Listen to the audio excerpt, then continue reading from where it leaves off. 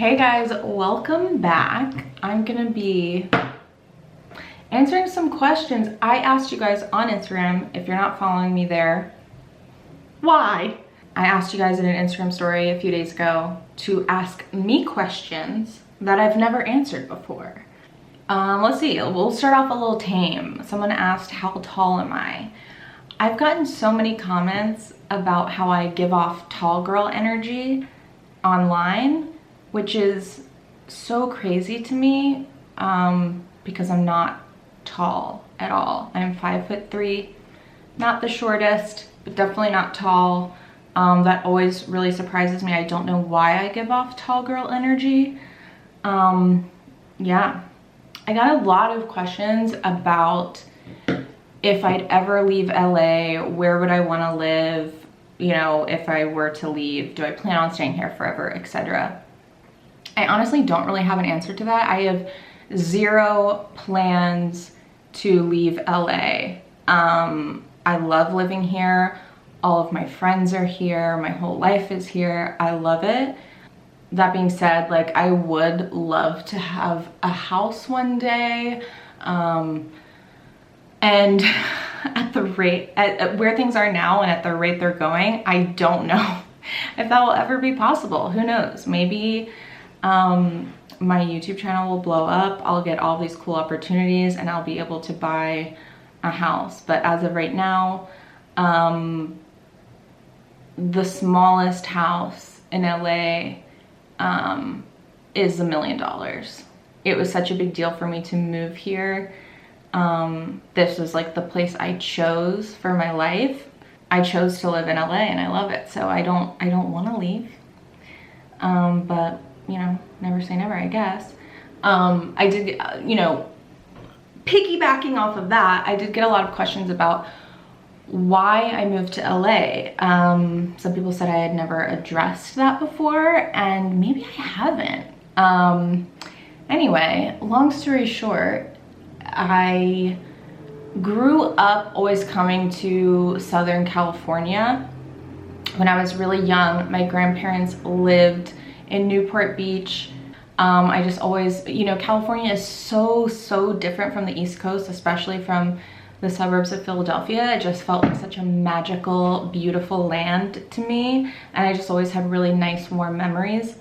You know, after my grandfather retired, they moved back home, and I didn't go until later on in life when my oldest brother got accepted to USC, and so he moved out here for college. And so, you know, I come out for, I think I came out a couple times while he was in college for various things, and then for his graduation. And same thing, like every time I came out, I was just like, wow, this is a cool place. It's so different from where I live and what my life is like back home. When I was in my early 20s, I was in a relationship for about 5 years, and that person had no interest in ever leaving the town that we grew up in. And there was like definitely like that 5 years of time where I kind of denied my own desires to have anything else. I just kind of like was really in denial and convincing myself, trying to like kind of, instead of like, oh, we both want the same things and we fit really nicely together, it was very much me trying to fit into their life and convincing myself that that's what that I was satisfied with that. Some of it was personal. You know, it wasn't just about the relationship, if I'm being honest. It was also easier, I think, for me because I had always grown up with anxiety. So I always had this fantasy in my mind that like, well, one day when I'm older, I just won't have anxiety, and that's when I'll move to LA and travel and do all of these things. It was a very naive way of thinking because it was always going to be with me and it always will be with me. There was something about me turning 25 that just felt so different for me. I knew I was young.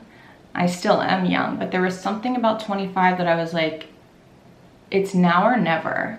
So I made the decision to leave the relationship and move to LA, and that was a really, really difficult thing to do, but one that I always say is the best decision I ever made in my life. My whole life changed. Sometimes I think back on my sad little life before, and I just can't believe it. I can't believe it. If you're young, if you're in a relationship that you're trying to convince yourself you're happy with, if your biggest reason for staying is because you're afraid, go. Just go. Trust me. A couple people asked if I smoke weed. I don't. I'm not against it. I'm not like, this is a sin. I think, you know, I also live in California, so I'm like, might as well be like someone's going to get a bottle of wine. It's very much that kind of culture over here, which is, I think, how it should be everywhere. But I don't. I did in high school and in middle school. And I really had some fun with it then, but I also it doesn't mix well with my anxiety. You know, for some people it really helps mellow them out. For me, it did the absolute opposite. What are the top 3 things I've done for my mental health this year? I will say, like, in the past several years, the best thing I did was like kind of assemble a team. And I think about this a lot, and I don't really know what the solution is, but it's just something I think about and feel. And that's how difficult it is, at least in America. I'm not sure how it is anywhere else, but how hard it is to get good mental health care. I've been in the place where I have no money and no resources, and I'm trying desperately to help myself, and it feels like a lost cause. I eventually went outside of insurance to find my psychiatrist and my therapist, and it saved me. And I'm not saying that like I was having suicidal thoughts or anything, like, but it saved my life in that I was at my absolute lowest and I didn't know how to go forward. And they really, between therapy and medication, just brought me out of the absolute gutter. And I think about that a lot, how that is a really privileged thing that I was able to do, and how that should not be a privilege. Yeah, that's something I'm really passionate about, and I don't know how to fix it. I mean, obviously I can't as one person fix it, but it's something that breaks my heart, because I've been that person who was just, I remember like one time just breaking down crying in the CVS parking lot because I couldn't afford to get my medication, or because I couldn't see my therapist. It was like the insurance I had, I could only see them once a month or something, and I'm just like, this isn't helpful. I'm literally like, I'm hanging on by an absolute thread, and they're just kind of pushing various medications at me without actually having like a thorough conversation and trying to figure out what's wrong or what's gonna work. And not everybody is able to just kind of throw money at the problem. I honestly spend more money on my mental health care than I do on rent, and that says a lot because I live in LA, and that's just absolutely should not be the standard. That should not be the case. But the best thing, to sum up, the best thing I did was have a therapist that I trusted, and that was really helpful, and a psychiatrist who really cared and wanted to work with me and figure out what medication was the best. So medication, don't be afraid of medication, talk to your doctor. Don't be afraid of therapy. I know sometimes people are afraid to open Pandora's box, but it's the best thing you can do for yourself. When I was younger, I used to be really like obsessed with the idea that like one day I just want to be medication free. And that was just kind of a toxic thought, one that like society pushes on you, I think, to make you think like, well, who are you without the medication? It's like, well, I know who I am and I'm not functioning. So who I am on this medication is like who I should be optimally, you know? No one would try and tell somebody with diabetes or heart disease to stop taking their medication, to just let your body be what it is. It's like sometimes we just have to work with the cards we're dealt, and medication makes it so that I can absolutely live my life and be happy. And so I'll never try. I don't, you know, never say never, but like being medication free, not a priority for me at all anymore. Some people asked what exact medication I am on. I've been hesitant to mention this in the past only because what works for one person is absolutely not what's going to work for everybody else. Medication, especially when it comes to antidepressants or anti-anxiety meds, it is so specific to the person.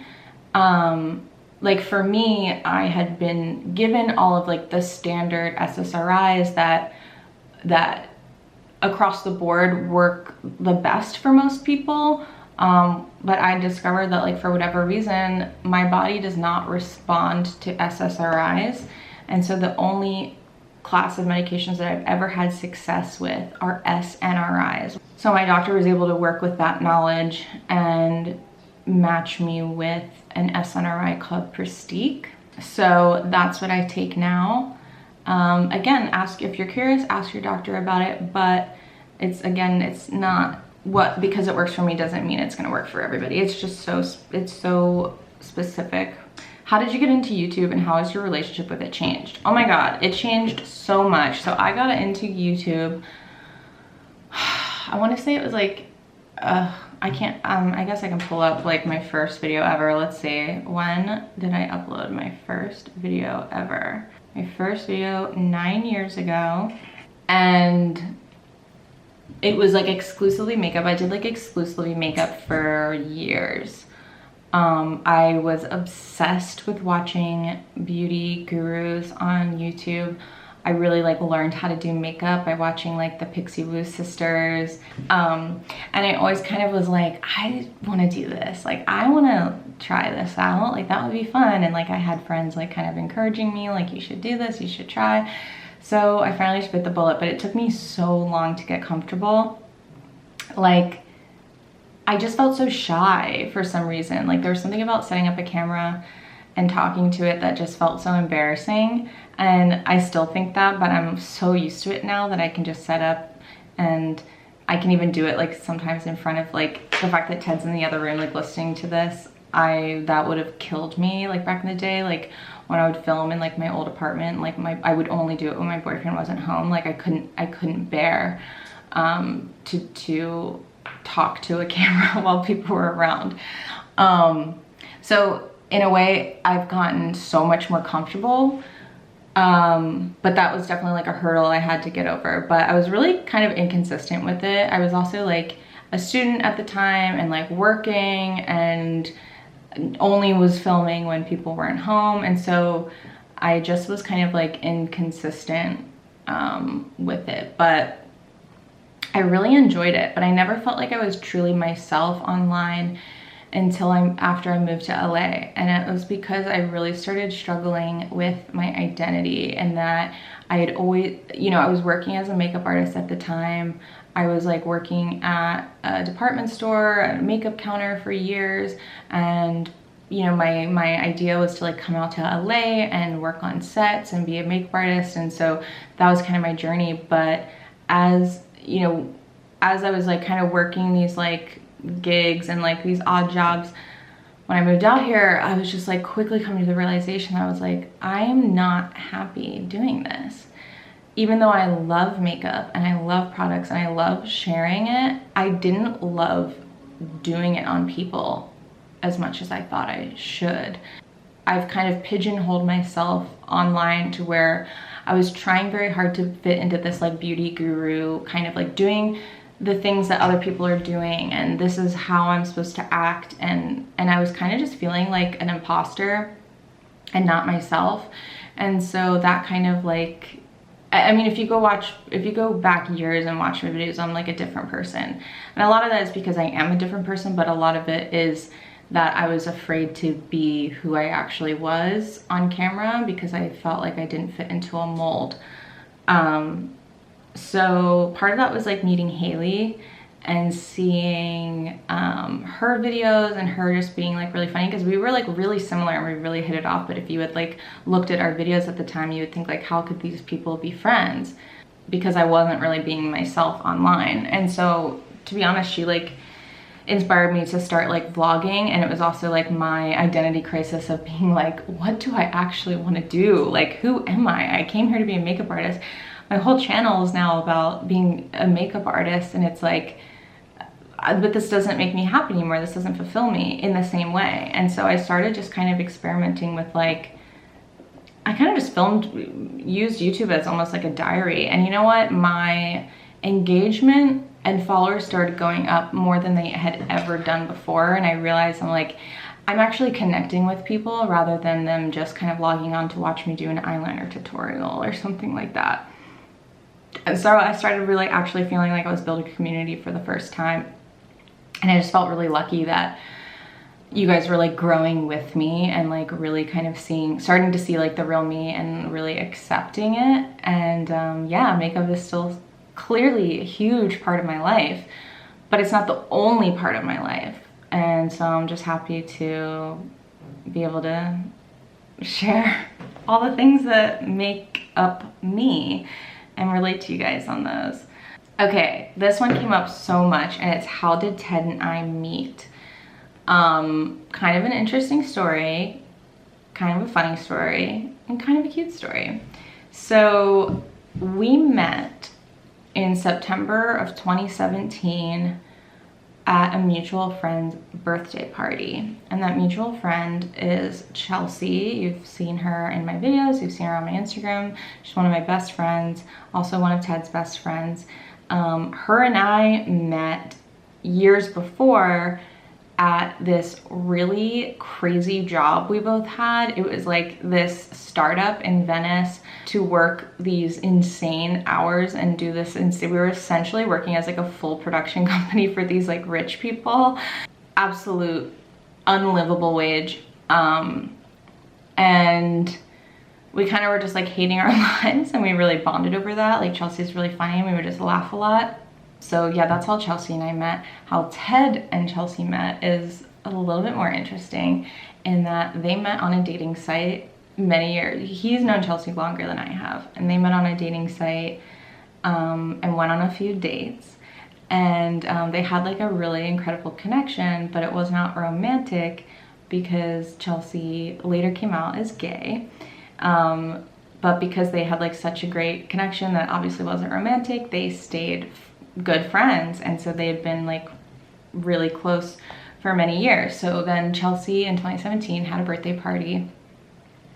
And for a while, she had kind of mentioned, oh, my friend Ted, like to me, like, oh, my friend Ted did this, or my friend Ted did that, and oh, you'll meet him at my party. I can't wait for you guys to meet.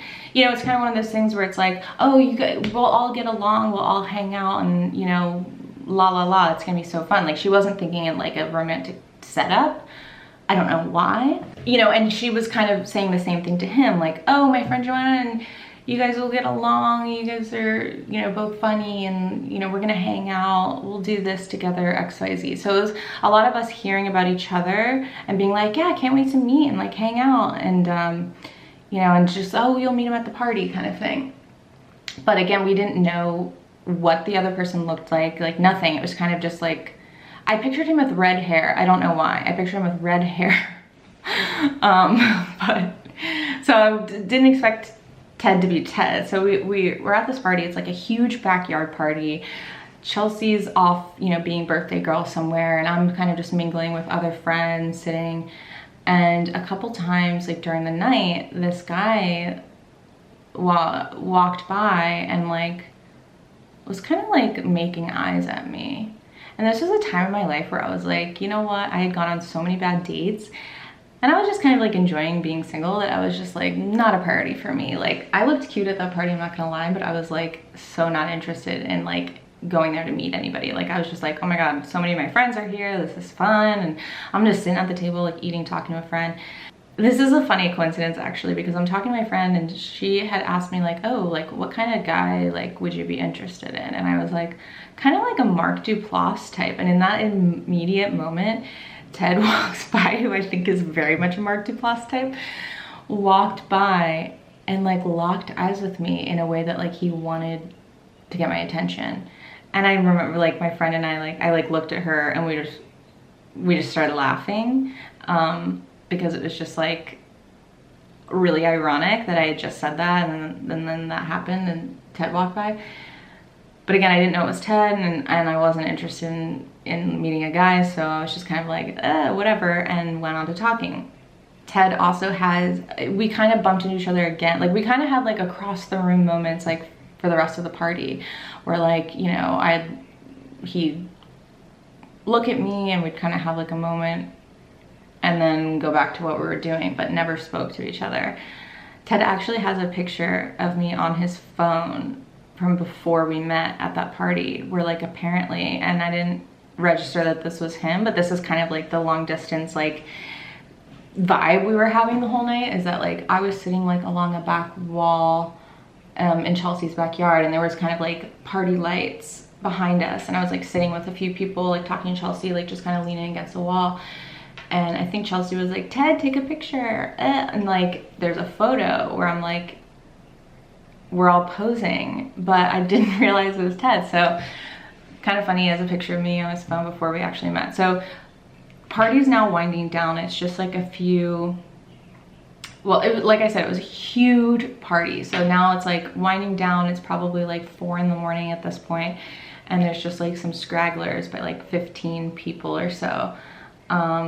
And we're sitting on the porch, just kind of like having more of like an intimate chat or whatever, and Ted's across the porch, and he again like looks at me and like kind of smiles, and I was like, who is that guy? But before I could even say anything, Chelsea then said something Ted, and I was like, wait. And so I thought that was really funny, because I'm like, oh my god, that's Ted, we're supposed to be meeting, and like whatever. So then I was like, looked at Chelsea and I was like, that's Ted. And she was like, oh my god, you guys haven't met. Ted, this is Joanna. And he was like turned bright red and was like, oh my god, hi. So heard so much about you, like whatever. And we sat and chatted, and I thought he was so funny. I thought he was really cute, and we just had like this kind of vibe. And we ended up, not just the two of us, me, Chelsea, Ted, and some other guy, who Ted then later was like, I thought you were dating him, because he just like wouldn't leave me alone. He was like following me around, and I was like, no, I didn't want him around me. Anyway, we like kind of all hung out until like the wee hours of the morning. Literally, we like walked around Echo Park Lake and just like hung out talking. And I ended up giving Ted a ride home. Nothing happened. But I definitely was feeling him. I couldn't really tell, like, I obviously knew he was attracted to me, but I couldn't really tell the vibe. And long story short, after that, we ended up, since we met, we ended up like, we were in a group chat with like Chelsea, the person she was dating at the time, and me and Ted, and we were just kind of like, it was like we would joke kind of as friends, and we had hung out as a group as friends for a while until his birthday party, like a little over a month later, where we kissed, and then the rest was history. So we've been together ever since. What are some of the worst aspects about being an influencer? It's really hard for me to say. Like when people ask, oh, what do you do? Like, I kind of feel embarrassed sometimes. That one's a difficult one, because I feel like people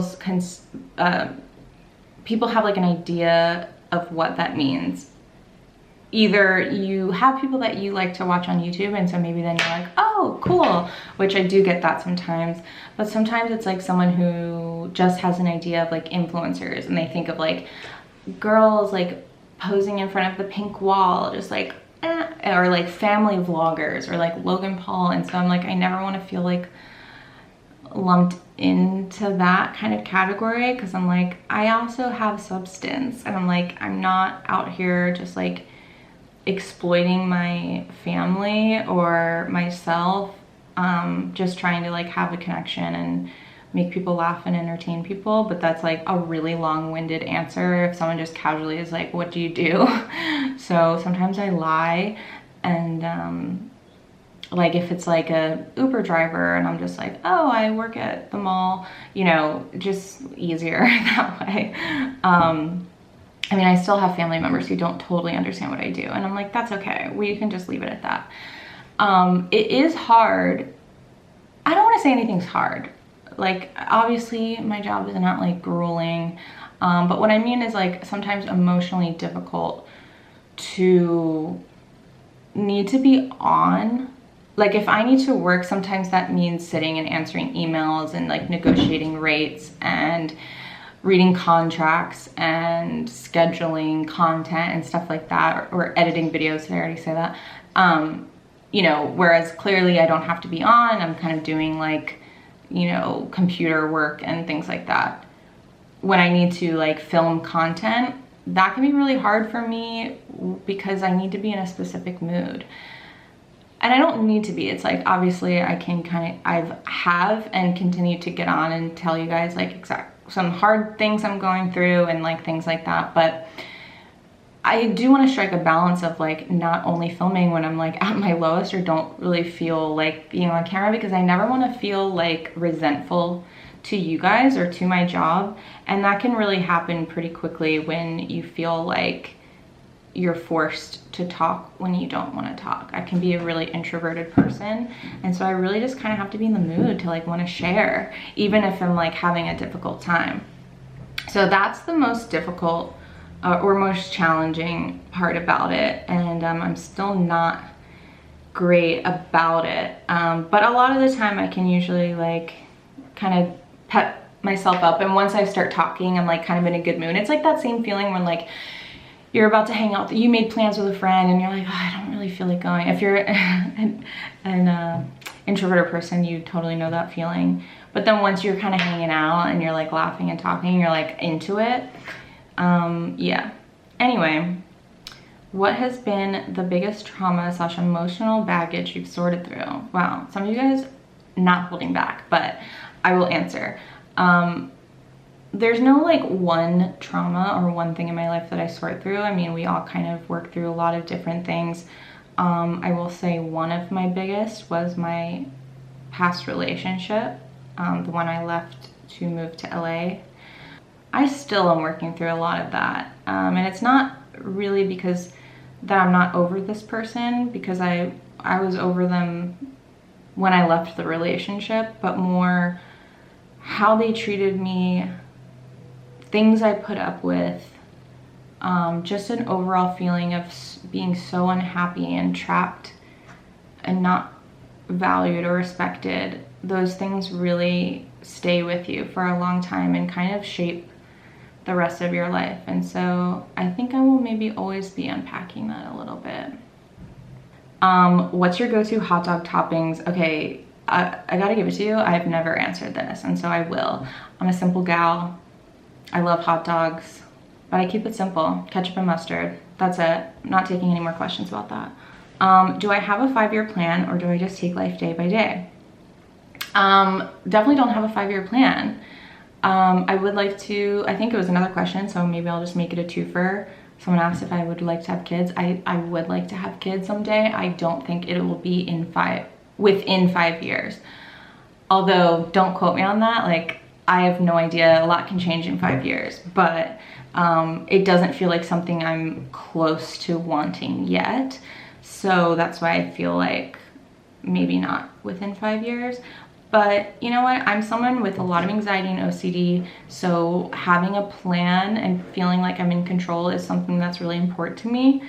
But as I've learned with my career and how I'm like, I came here to do makeup, and then all of a sudden I'm now doing this other thing that I never would have dreamt up. And now my life, like, it's like I couldn't have planned my life the way it is now, but I love it so much. And so I try not to limit myself in that way. That was like a huge lesson for me. So while I try to plan the day-to-day of like, okay, I'm going on a trip, I need to have XYZ and all this organized, I try not to plan that far ahead in life, because I've learned that a new path could open up that you never could have dreamed of. So don't pigeonhole yourself, I guess. But yeah, like some big picture things I would like to have: a house. I'd like to have children. You know, I want the traditional things, as annoying as that is. Someone asked, why am I not doing pottery anymore?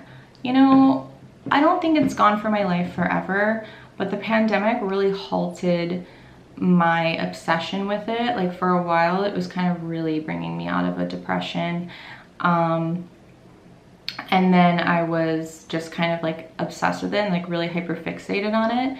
And then once the pandemic happened, I wasn't able to go to the studio anymore. And so it just kind of like, I couldn't do it for the longest time. And then a lot of my friends at the studio left or like moved away or stopped doing pottery. And so it just became this like different place where it just feels like unfamiliar. So it's like, even though, you know, I'm vaccinated, I could go to the studio now, I haven't. And it's become a little bit of a fear thing of like, it feels unknown to me. I did get a wheel for my garage. I haven't done it in a few months, but I have thrown some. I just haven't like filmed it or anything. But I have been thinking about it again lately and feeling like I want to get back into it. I'm just more thinking of like, what role does it have in my life anymore? I don't know. You know, for a while I was doing my shop and I was selling things, and I don't know. I feel like some of that maybe took the joy out of it, where I started like mass producing like a mug, you know, to sell, and then I'm like, oh, this isn't like fun anymore. Like I'm just kind of mass producing these things. There was something really fun about it though. Like there was like a rush involved, but I mostly just loved learning and like trying new things and like improving. That I would like to get back into that, and I don't know if I'll ever sell them again, but if I did, I think they would just be like one-offs. Like, oh, I made this thing and I really like it, but I'll sell it, but like I'm not gonna like produce more of them, kind of thing. Yeah, so TBD. Did I play any sports or do any extracurriculars in high school? Absolutely not. I was so far removed from high school culture. I barely went, if I'm being honest. I graduated high school by the absolute skin of my teeth, and that's not an exaggeration. I've gone more into detail about it in past videos and vlogs and stuff, but essentially I really struggled with my mental health. I felt really misunderstood by my school, by the public school that I went to. Because this wasn't a outward disability, I was really treated as somebody who was making it up, who is lazy, who just didn't want to go to school.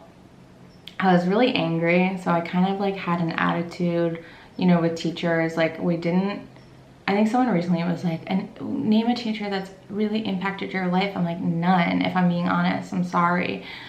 There were some teachers that were nice to me, but like I just really feel absolutely angry and failed by my education system that I was a part of. And yeah,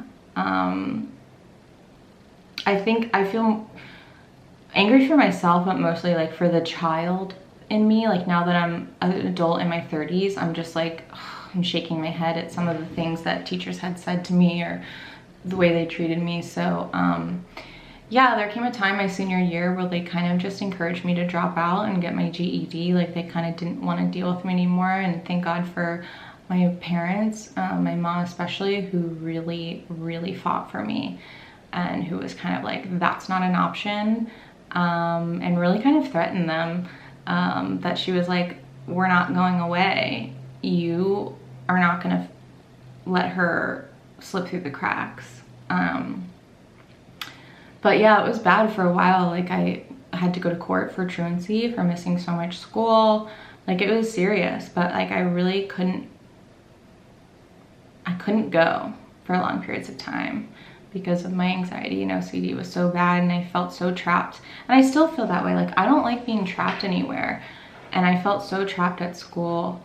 And I really needed some special treatment, not because like I was so special and unique and I should be able to do whatever I want, but because like I needed an education, and the way that it was presented, I wasn't able to get that education that I needed. So I'm kind of impressed with myself and how, even though I have a lot of gaps in my education, that I consider myself pretty smart and resilient. And yeah, I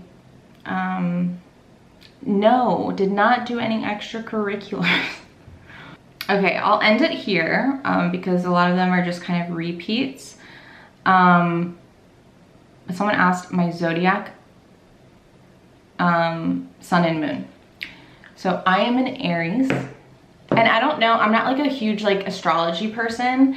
I really like love to hear about it. Like I'm really interested in like psychics and tarot and astrology and like all that stuff, but I'm also like a natural skeptic. So I'm kind of like, I don't know, could be true, could be not. I don't know what to believe, but I enjoy it and I'm open to it, but I like don't know much about it. So I'm an Aries. From what I understand, I am an absolute Aries through and through. And then I'm an Aries moon as well. Wait, yes, I'm an Aries sun, an Aries moon, and a Scorpio rising. Yeah, so I hope that's satisfying. That's it. This video is so long already, so I'm gonna end it here. I hope I answered your questions in a way that was satisfying. I hope this was interesting, and maybe you got to know me a little bit better after all of these years. So thanks for watching, and I'll see you in my next video.